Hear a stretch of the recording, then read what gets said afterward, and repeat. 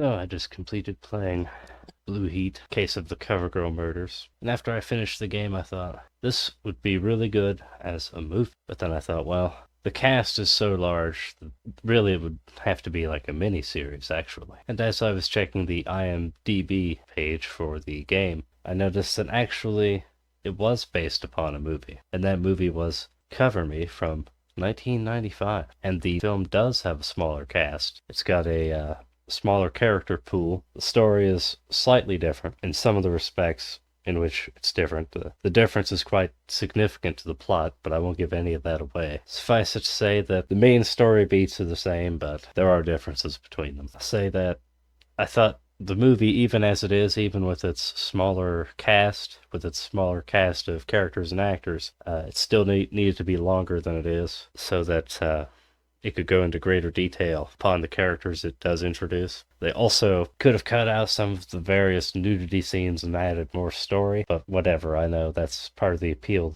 of these types of movies is, these gratuitous scenes that, well, it's like with action movies. People don't watch action movies for the story as much as they do the scenes, which is understandable, but for someone who's going into the movie to watch a story, you'll be a bit disappointed. I'll say that I thought that the game handled the story far better. The changes were better, and even if they hadn't made any changes, the story still would have been better simply because it's more fleshed out. That's a big advantage of a game. You can add in all kinds of detail. The game had far more detail than the movie does, even though it has far less scenes, it has far less video footage. That's because there's so much story conveyed through all the writing. All the blocks of text in the game, all the files and reports, sheets of paper throughout the levels, and so on. I'll say that the acting within the film is pretty spot on. I have no complaints about it. They all act in ways that are believable. And the actors who were added exclusively for the game, or who did more scenes for the game than they did for the film, they did pretty well also. No real complaints. All the actors, both in the game and the film, act as you would expect these people to act in reality. In my opinion, some of the real standout performances were Andre Soloway, Logan Collins, and Sandy Hills. But the entire cast did really well. They're all believable within their roles. As for the game Blue Heat, the Case of the Covergirl Murders, it's a short and sweet game. It's not a difficult game at all. I would say it's worth playing.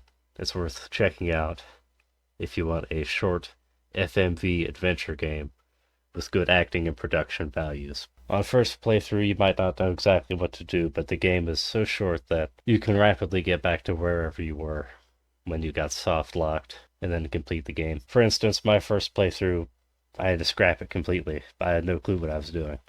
I guess I should have actually read the manual and paid attention, but I didn't. But I only lost, like, maybe 4 hours of time maximum. And it wasn't really lost because I still found all the clues and all that. I figured out what I needed to do for my subsequent playthrough that was successful. If you were to skip all the movies, all the cutscenes, you could probably speed run the game in, I don't know, maybe an hour. And on a first playthrough, if you figured out how to use the UI correctly and you paid attention, you could probably beat it in maybe 3.5, 4 hours, watching all the movies and all that. So it's a pretty short game. Like I said, it's not very difficult either. So if you want a relatively easy 90s adventure game with good acting and high production values, this is it. I personally don't care much for adventure games, but for people who do, here you go.